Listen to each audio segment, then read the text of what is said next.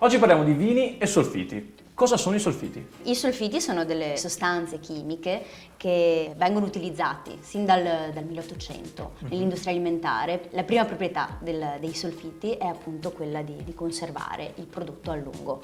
È un antiossidante e permette appunto una più lunga conservazione e minori sprechi. La seconda proprietà fondamentale dei solfiti è appunto quella invece antimicrobica. Sono tossici a molti microrganismi che potrebbero essere dannosi sia per la salute umana sia per la qualità appunto del prodotto. E nel caso di vino, birra, i solfiti vengono prodotti anche in modo naturale dai lieviti durante il processo di fermentazione alcolica.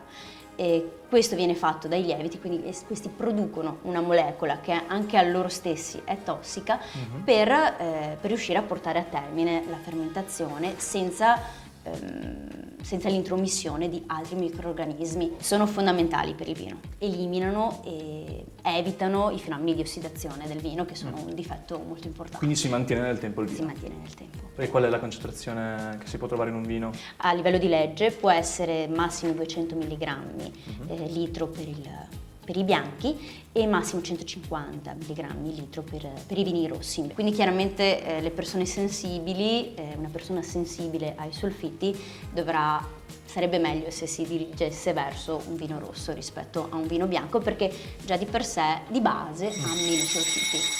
E questo era il consiglio del giorno in 90 secondi.